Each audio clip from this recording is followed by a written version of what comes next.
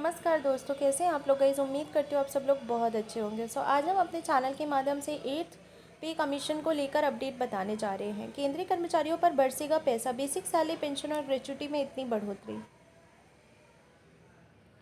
पिछले कुछ दिनों से देश भर के करोड़ों कर्मचारियों को 8वें वेतन आयोग के लागू होने का इंतजार था। अब कर्मचारियों का ये इंतजार खत्म होने वाला है। केंद्र सरकार अब जल्द ही कर्मचारियों के लिए 8वें वेतन आयोग को लागू करने वाली है। इस वेतन आयोग के लागू होते ही कर्मचारियों की सैलरी में शानदार बढ़ोतरी देखने को मिलेगी। इसके अलावा कर्मचारियों को कई अन्य भत्तों का भी लाभ होगा।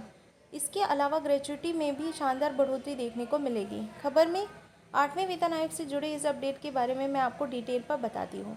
7वें वेतन आयोग में कर्मचारियों की इतनी बढ़ेगी सैलरी। केंद्र सरकार द्वारा 7वें वेतन आयोग का गठन फरवरी 2014 में किया गया था। इसके बाद इस वेतन आयोग को जनवरी 2016 में लागू किया गया था।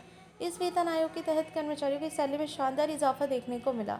जानकारी के लिए बता दें कि कर्मचारियों को छठे वेतन आयोग के तहत न्यूनतम सैलरी के रूप में 7,000 रुपये दिए जाते थे। इसके बाद 7वें वेतन आयोग के तहत इसे बढ़ाकर 18,000 रुपये तक कर दिया गया था। इसके अलावा पेंशनर्स की पेंशन में भी 23.66% तक का शानदार इजाफा देखने को मिला। 8वें वेतन आयोग के तहत मिलेगी इतनी बेसिक सैलरी। केंद्र सरकार ने 7वें वेतन आयोग को 2016 में लागू किया था। इस वेतन आयोग में कर्मचारियों की न्यूनतम सैलरी को 18,000 रुपये कर दिया गया था। 7वें वेतन आयोग के तहत फिलहाल कर्मचारियों को 53% के हिसाब से महंगाई भत्ता दिया जा रहा है। जनवरी 2026 तक इसे बढ़कर 59% तक कर दिया जाएगा। सैलरी में आएगा 38% तक की उछाल। डीए के 59% हो जाने की वजह से कर्मचारियों की न्यूनतम सैलरी को 28,620 रुपये तक कर दिया जाएगा। अगर सरकार 8वें वेतन आयोग के तहत कर्मचारियों के फिटमेंट फैक्टर को 2.57% के हिसाब से ही निर्धारित करती है तो इसकी वजह से कर्मचारियों के न्यूनतम वेतन को बढ़ाकर 46,620 रुपये तक कर दिया जाएगा। ठीक इसी तरह से 8वें वेतन आयोग के बाद कर्मचारियों की सैलरी में लगभग 38% तक की बढ़ोतरी देखने को मिलेगी।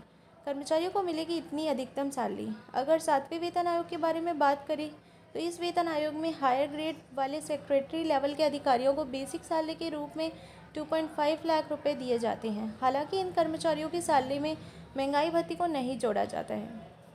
अगर 8वें वेतन आयोग के तहत सरकार फिटमेंट फैक्टर को 2.57 के हिसाब से ही रखती है तो इसकी वजह से कर्मचारियों की सैलरी को 2.5 लाख रुपए से बढ़ाकर 6.4 लाख रुपए तक कर दिया जाएगा। अगर ग्रेच्युटी की अधिकतम लिमिट के बारे में बात करें तो इसे 30 लाख रुपए तक तय किया गया है। अगर सरकार इसमें किसी तरह की कोई बढ़ोतरी नहीं करती है तो ये लिमिट ऐसी ही रहने वाली है। पेंशन में भी आएगा उछाल। इसके अलावा 7वें वेतन आयोग के लागू होने पर रिटायर्ड केंद्रीय कर्मचारियों की पेंशन लगभग 23.66% तक की बढ़ोतरी देखने को मिलेगी।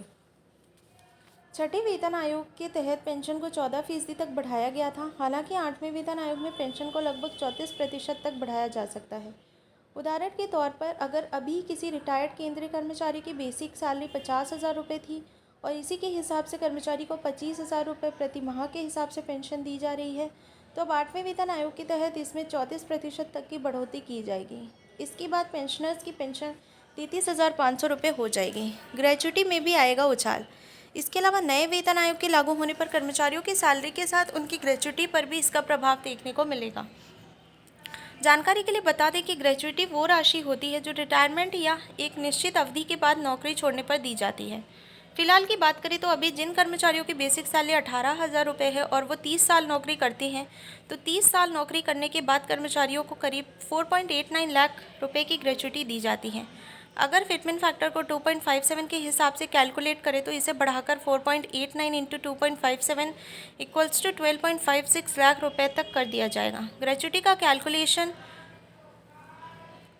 अंतिम बेसिक सैलरी इंटू 15/26 इंटू सेवा के साल की संख्या के आधार पर किया जाता है। सो ये था कुछ अपडेट, ग्रेच्युटी कितनी मिलेगी और 8वें वेतन आयोग के बाद आप लोगों की सैलरी में कितना इंक्रीमेंट होने वाला है, इस पर मैंने सोचा आप लोग के लिए एक वीडियो लेकर आती हूँ। सो आज के लिए इतना ही इस वीडियो में। मिलते हैं अगली वीडियो में। जय हिंद, जय भारत। चैनल से ऐसे जुड़े रहिएगा और ज़्यादा से ज़्यादा प्यार करते रहिएगा।